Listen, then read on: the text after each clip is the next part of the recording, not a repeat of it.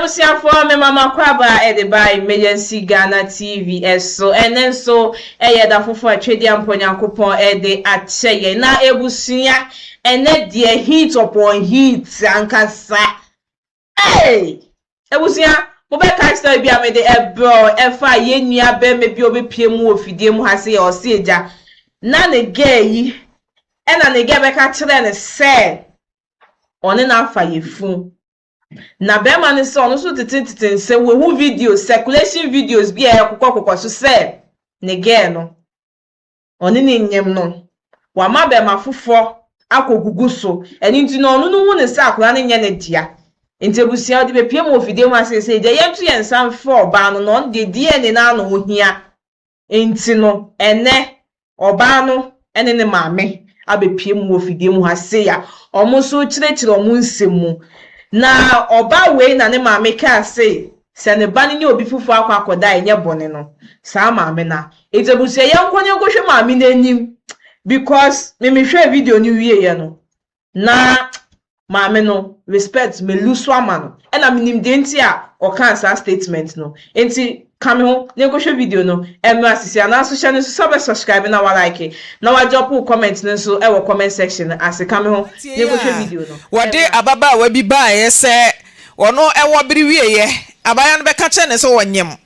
ena obi sendi video de ma no se mo be kae a producer mo fa sa video ne nto so kakra bi na menka ka etiefo ababa wa ne wa ha ono so de akora na ba akora ne nya 1 month on de boso me pe o abrante ne se ohia DNA DNA ne de chese abefo se moye amanka ebe ha adwen o DNA ne ba na ama be ma na nya adwen mu fan se ye ne ba na watimi ahwe na ade boko enya ne banzo so a na wagya ne kwan ama ne ko nti producer monfa sa video no nto so nkai me na womo a omote akire a ye twen ede omo aba no na ene cases a egumachi enye cases ketwa ba mebo moden aye me famu de ye den a adeche foforo so esan wo producer pacho aye ready a monkai me kakra bi na be ma etisen am yod mo mommy ye den nyame ase na no do case bedan ababa wani ni be ma keka homa me na me bre ne ko be ababa wani ni ami pacho die ne na mpese me pacho mi bisa wasem keka wo ho na hi asem na no ma me ababa wa na ade ne baaye no wonie pacho all right into abapa etisen achaye be ma ise wo de nyinsen eba betu nanim se one ne nyem akire okohu se video bi circulate wo krom ho abrante bi so do akɔhye hotel bi awobrew asa ye hu video nyina e de abetu dwa yampa acha on na ka de ni na no me no di nkomo wa fidie so me ma audio nkire wana wo se abrante ne no kɔdae nti ade na so na eka kasagu ade no mama me video ni mi hu video no producer mo fa video no to so mama na ye frozen Majwa mo fa video ne nto so na majwa hwe video ne da so no unie wo na ate ho no eye wa sa video unya hu da wo ye sure nti aha na ye dan be mu abema ne dem ana san yinfa kasagu ade no mame say ni fie ba mi de mi nti okọ bema ne ho mo ko ye den me party okọ ye den sa video de na mo ye sa video okọ ye den kasagu ade no mama me na bie wa no mama wan kwadi u me bisa ai sesen ono ko dai satam na wonyem nti ade na wonyem na wosan odi akwakoto be ma we anim na san ne be ma foforo ekokoda de ntia aso na menim ena me kacha oseminim na me beth me no ni na me kaja se me no na nyim ena ka se enyewa ena me se me no na nyim na me no tina me no obi anye de ena o se still enyewa na me so de enyewa ma me skana me nko hospital na me nko check say da se me nyima na se me boy se enyem enyo no odi matem o tini fe me di matem nyina ma o di matem na me kaja se me sro me no na nyim ti enti ma adwo asa wonyem na odi akoto be ma nim sa woni ne nyem na o se enyo no a eno no e guarantee wo se sign be ma foforo nkonkoda pacho ha na ma na boy wa mama fam eno ti na ne be ma foforo kodai enko anti ti mi anka menye sa da dabi woni be ma ne nyem ma adwo ho na ka kire o se yetimi ade obi moja ekomo obi egugu so ukoti bi wen so onje enti wonye na nka ade kwhye we ya na baby nanka me mfa kwhye ne nti ade nti na ne we nso kodai ma come meet etu de bia me so ano pa me ni di ano peto enyume me ni di nso na me ushi abema we na uko school school na akwa na hwana na ehwe wo me maame nti ade na maame nti me mo aho aje so ne bema koda ansa na wenye sika ade nti a maame no hwe me enso maame oro mi wonyanke to ame maame sa show ma joa eti ukwa o ka kire sa brante ye ne video da so ise wonyem debi enti no so nka de nyinsa ne kwhye na na sami po bi obeboa me obehwe me ba na mama efisem o si me nyini ngumi si me nyi ba se wan kan kire de one ne koda ye nso se wonyem enti no na chese nka one ne da later no akoka che ne se wonyem ana na nka me nka me cheche mate nsese ni se na ese ni nipa nso anjinti me se no mo ame di enti na brante we no se wonyinyin nsen ma minimo wa misa no me musano be ma de na hu ye enti odi nyinsen beto wani ma se wonyi then time me friend na call with me friend bia no we call me friend bia no we call na o friend na we call no na one ne nai that moment in na me nya hwe da bi one ne nai e na na atese call waiting nti a kire na ne koda ya na sesen tama me friend then tama me friend na me din kan ko school mo university no eti me bae no me ba fie no mu no na me friend na no we de we call me friend na we call na business ho na ne ye call na wasi mi obia enti call keke na wo ye enti no odi nyinse beto wani ma asenya odia man ka se nyinse no me nyi o abaya na so kan yo ha wo so nje ewiase de on enti na ewiase dua bom pa ewiase da no wo se wo di masa mama wati di masa mama wo so ofa enti odi nyinse ne to wani ma kan se wonye no de enti na kire wo san ka kire ne se onko se nyinse ade anya wo de ayese no man ka so onse ne nyinse no man kan chenso onse nyinse then time if when I recording him come recording woman come watch lo catch him say wo madwa mame pacho eti sen wona na no to sa tu no madwa mame wona tu se pay ngaba boy die ntia wo ti me kan say me sabi me me babeda eti na no to sa tu no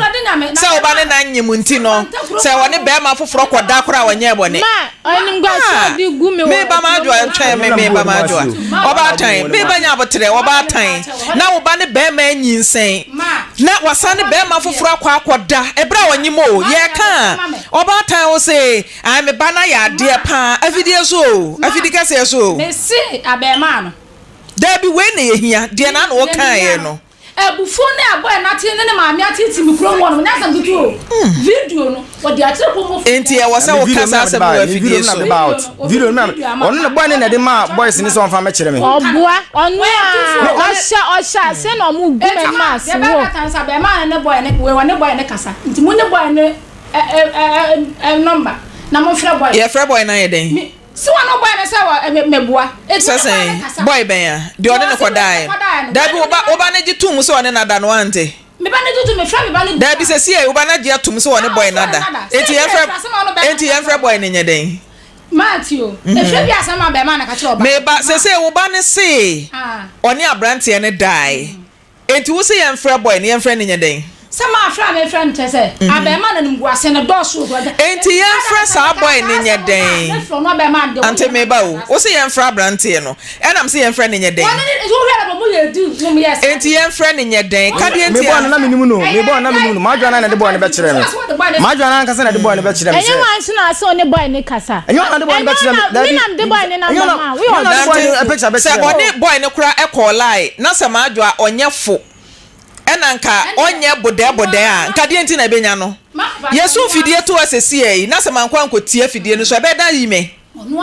yes enti we oba tan ya botre we oba tan wo ba ya ade a sekire na ka no kura kire oba ne ka nanim memblemu obi so oni abrante no ekokoye lie kura mpo enanka maadwo ankoda ho amane ne na na enka lie na mbam enti we oba tan ya yo oba tan papa na ka no kura kire oba na video mo ka video na man show ka no kura kire oba no ada video na man show me ka kire ne se enti me sa fa video no to so ma me pa cha me sa fa to so ma na hwe me sa be ma video na we na me use video go us out wono be ma na be o see video na me ma hwe video kro Sana wa kuma wasoro. Ono na kuma wasoro. Unam sangwanta kromudi mapam. Area side sa ubua nipa wo chilo o ma me no yaka. Wunwa mu mfiu me ma miss card mam se me fa nkotwa me registration fi me tamam. Na wo na so yes wo. Me tell menya me wo. Wa do abeka you say me ya oba ya wa. What be time registration fees e ma be ma. Wo chilo o ma me ono enu odina wachi ene kasa pa me bland. Da bi me ma wo. Time registration fi nam dia ma wo so wachi uni skama tamama na we na wuji about time bro. No me bi anka me. Ni tu you know. Wano se bojala se me na wo beda. Si wa. Woti ma be ma woti me na ya ka no otu akotuna e baabi. Wa de na obi ayo. A plus 20 ene wo mama ti ko. Na me man de me na ma wo me ba na akra no na me hwe na onyi me hwe no. Enti uni so ba ji akra na de nsa onam kromo se gumen ma ade nsa so de asema me ba ade asema ma mi asema me ba me ma kan cho ma me se asema ba ma me kan cho susu kasa ma ajo so fo menyam fufura no me ba ye wi school ba fie ma de ko to ni mu na ko na nyabo so me nson na me ma mi nim sa me na woni mo ono be ma no baba ma sa nti oba ade na be ma no wanya kasa akra ne nye ne ba echi nya ba ho ne ade akra ne nya wawi a mo ma ne kwan na wanya DNA be ma me ba ade ntia Sunday ni 2 weeks na me wode me ofie me ba na ma me ne ba kwansin ya na ade na osole ya wonu ansuo ma me no didwale oba no wona na nya ne ntem am so mi didi na makoda ha na ono be ma no so di ka se afla na ka che ne so kwa edie ne ntimi de me ye nyim no ka so onyim ka so edie ne me se bi atwam enti da na me ma me ne be ka sa asem no akra wada ha te na wo se kwaku we ne so so la wo na no akota makra no ga ba kwa me ni tifio da ba cha ta hye akra ye se wona no ene ne wada ha te ebo nwumla be kwotade na me te se ma adu esu ada wo sa kwasi bu acha afra me se wo hwe ne ho a akra ne nse no se me ka tene se ya wonu wa man to ti ma me aba ha ne ma me de ne ma me ne ma me apam no be ye no ne ma me na o se akra ne nse na ade na mo ma ne kwan e ma ne nye DNA eno na me bisa ma anya motre ma do me ba ma me nyima no ade ntia wo soma me nua matiri baba me ho Friday no uku ada no tigana ba me nua ba na me dade no se ya gift na me se do no se bo acha ba mo ho se opeso ekwa edi no so me ma ne kwan ejudo se me ma ne kwan nya motre ntia sema wono bo se bo acha nka to aso nsan akra no hwe no ho nse no na me se na saade a ene me so aha akra ne wo obi ama ha no mo ka sise dana ne maame ba ne maame de no oba wo makra oba akra ne da wo nso ni mu da ka da de makasa madam ne ba ho no ena me se na saade a wasa akra ne san dia blebla mama ne ma me mpa he de bia he nti meka ka je san de fina de ko sasana ba me sakra ne wo nko edie ni mbakwa no kwa sa waje atum so mate madwa time a woni abrante ba ko ne koda na wonye mboso me sai na e ko 4 months okay mate nti say mo you ready say mo be DNA say mo de akra ne ba mate problem onye e ne ba hwene nya ne ban so e betwa ni scam ne se sa ya ka wa bo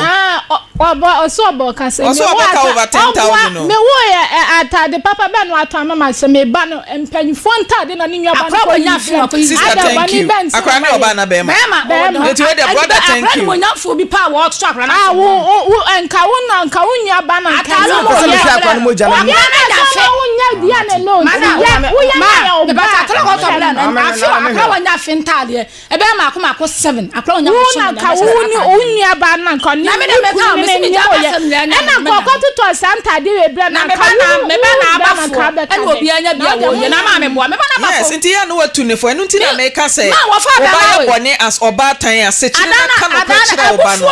pressure na be ma ye di ka ye nu kwara na ma me ye nu kwara kro ni mu na so no ma bla kwande asama aka mtuto no ma bla kwande